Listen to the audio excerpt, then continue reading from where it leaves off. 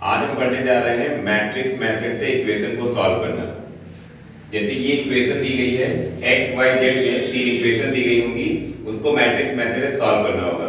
Important question है board के लिए, क्योंकि इससे एक क्वेश्चन हर साल पूछा जाता है लॉन्ग में, यानी 8 नंबर का ही क्वेश्चन है।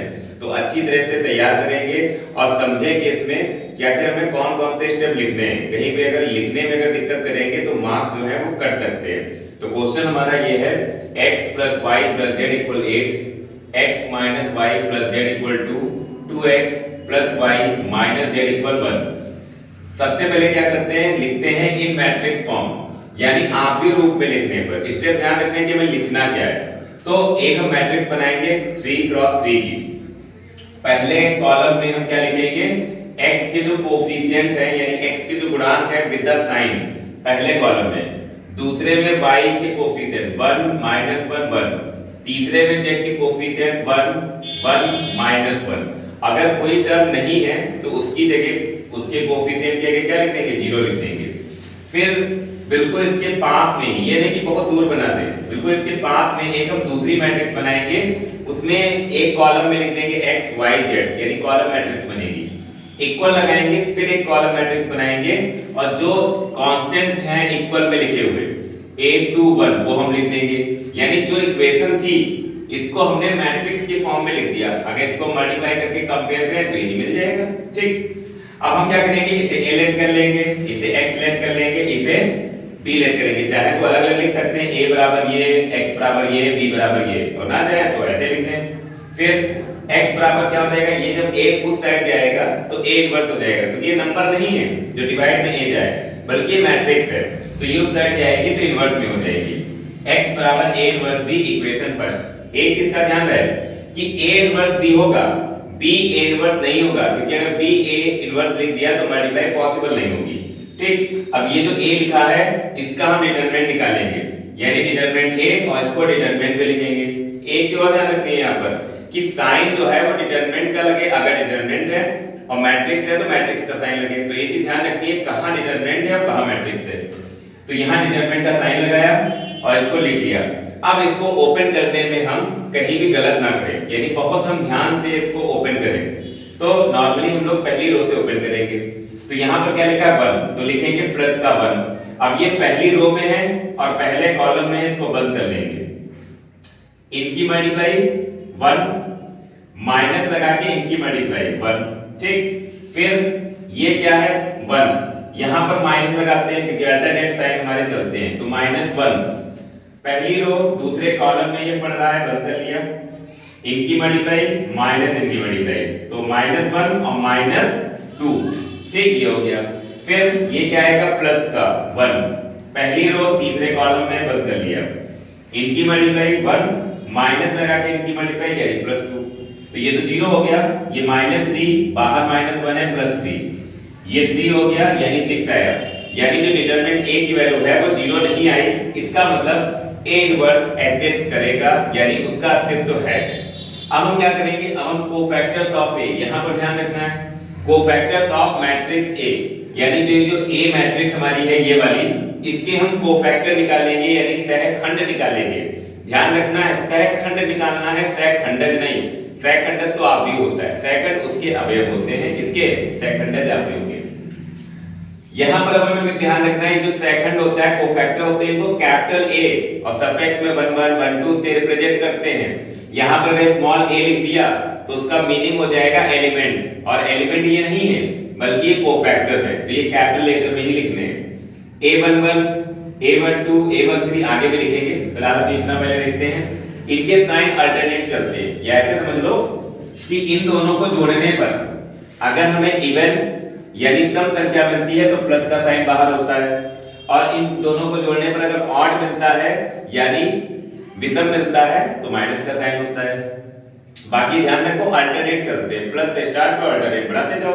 तो प्लस A11 का मतलब है जो ये A है इसकी पहली रो पहले कॉलम को हटा दो, जो बचा उसको लिखो। तो पहली रो ये हमारी है, पहला कॉलम ये हमारा हटा दिया, क्या बचा, इतना बचा, इसको हमने लिख लिया। ठीक, इसको वैसे कैलकुलेट कर लिया, 0 आ गया। एक चीज और ध्यान रखनी है, ये लाइन सीधे ये नहीं लिख देनी है, मार्क्स कट सकते हैं। इसको ऐसे ही लिखना है जैसे हम बता रहे, बिल्कुल लिखने का तरीका यही है। अगर ऐसे लिखोगे तो कोई भी मार्क्स नहीं काट पाएगा, बाकी जितने भी काट ले। A12 तो पहली रो दूसरा कॉलम, पहली रो ये है और दूसरा कॉलम ये है, तो 1 2 1 -1, ठीक।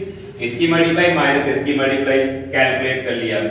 A13 पहली रो और तीसरा कॉलम 1 2 -1 1, ठीक। इसको हमने कैलकुलेट कर लिया, तो ये तीन को फैक्टर मिले। अभी आगे मिलेंगे, आगे A21 तो A21 क्या आएगा माइनस का, तो दूसरी रो और पहला कॉलम, तो दूसरी रो ये है और पहला कॉलम ये है, 1 1 1 -1, ठीक। इनकी मल्टीप्लाई माइनस इनकी मल्टीप्लाई, कितना आ गया 2 आ गया।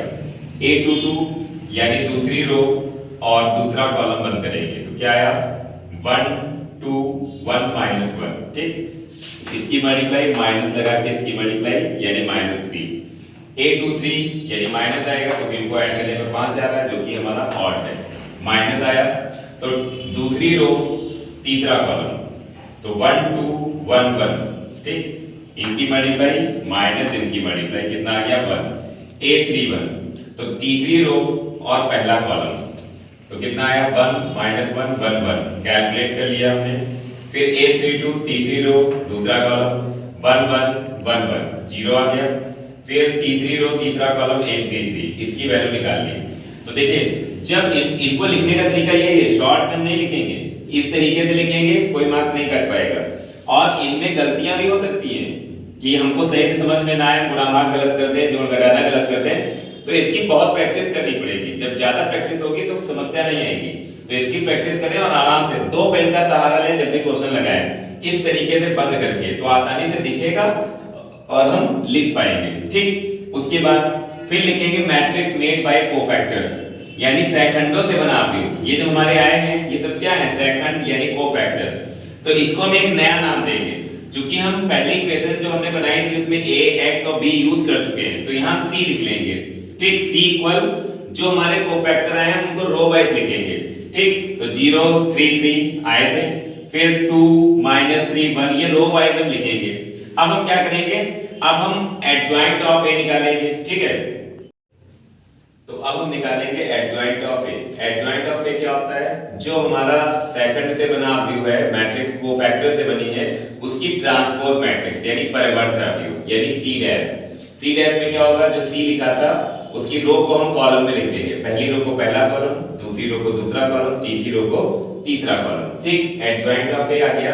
फिर हम फॉर्मूला लगाएंगे a इनवर्स का, 1 upon determinant of a into adjoint of a, इसमें वैल्यू रखेंगे, तो 1 upon determinant of a, determinant of a की वैल्यू कितनी निकाली थी 6, और एडजॉइंट ऑफ a की वैल्यू ये आ गई। अब एक चीज ध्यान रखनी है, यहां पे इस नंबर से अंदर मल्टीप्लाई नहीं करना है, कर देंगे तो क्वेश्चन अपने आप लेंथी कर लेंगे, ठीक। ये नंबर ऐसे लिखा रहने दो।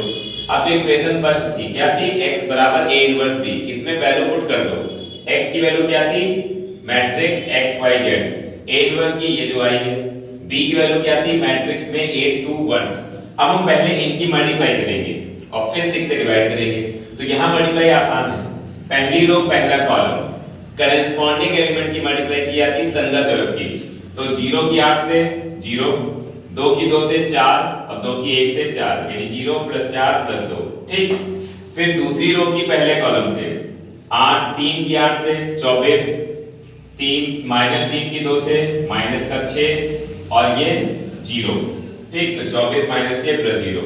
फिर तीसरी रो और पहला कॉलम, 3 की 8 से 24, 2 की 1 से 2, -2 की 1 से -2, ठीक। ये हो गया 6, ये 24 - 6 18, और ये -2 + 2 कैंसिल हो गए, 24 बचा। अब ये जो 6 है इससे अंदर डिवाइड कर देंगे, या ये कह सकते हैं 1/6 से मल्टीप्लाई कर देंगे, तो 6 1 जा, ये 3, ये 4 टाइम्स कैंसिल हो जाएगा। उसके बाद लिखेंगे comparing both side of corresponding element, यानी दोनों ओर संगत अवयव की तुलना करने पर। खाली कंपेयरिंग लिख देंगे तो समझ में नहीं आएगा कि कंपेयरिंग किस बात की जा रही है। तो पहला एलिमेंट पहले के बराबर, दूसरा दूसरे के बराबर, तीसरा तीसरे के बराबर, तो x y z की जो वैल्यू है वो 1 3 4 आ गई। अगर हमें चेक करना है कि हमारा आंसर सही है, तो जो इक्वेशन थी उसमें x y z की वैल्यू तीनों इक्वेशन में रखो, और सेटिस्फाई करनी चाहिए, यानी राइट साइड आनी चाहिए। अगर नहीं आ रही है तो हमारा कहीं गलत है।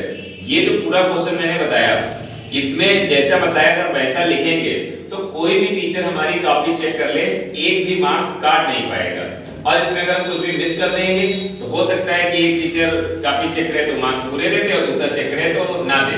लेकिन ये जो तरीका है लिखने का, इसमें कोई भी मार्क्स नहीं काट सकता है, क्योंकि हमें पता है कि क्वेश्चन 8 नंबर में आना है, तो हम इसको अच्छी तरीके से इसकी तैयारी करें। तो एक क्वेश्चन मैंने ये बताया, ये 2022 में पूछा गया है, और इसी तरीके के और क्वेश्चन जो है वो देंगे और उन क्वेश्चन की प्रैक्टिस करेंगे। प्रैक्टिस करके ही इनमें गलतियां जो हैं वो हम दूर कर सकते हैं। सबसे बड़ी दिक्कत कहां पर आएगी? सबसे पहली दिक्कत आएगी डिटरमिनेंट निकालने में। अगर ए का डिटरमिनेंट गलत आया तो हो सकता है कि आगे क्वेश्चन हमारा ना चेक किया जाए। फिर जो कोफैक्टर्स निकाले हैं सेकंड, अगर वो हमारे गलत आ गए, कहीं भी एक भी जगह प्लस का माइनस कर गए तो पूरा क्वेश्चन लेंथी हो जाएगा। ठीक, तो ये क्वेश्चन में गलती ना हो, इसका केवल एक ही उपाय है कि रोज इसका एक क्वेश्चन जरूर लगाएं। जितने ज्यादा क्वेश्चन लगाएंगे गलतियां उतनी ही हमारी रिड्यूस हो जाएगी। और जब हमें पता है कि क्वेश्चन 8 नंबर का आएगा तो हम क्यों ना इसका इतना अभ्यास कर लें कि हमसे क्वेश्चन गलत ना हो। ठीक, तो बाकी क्वेश्चन का अभ्यास करेंगे ताकि ये क्वेश्चन बिल्कुल पक्का हो जाए।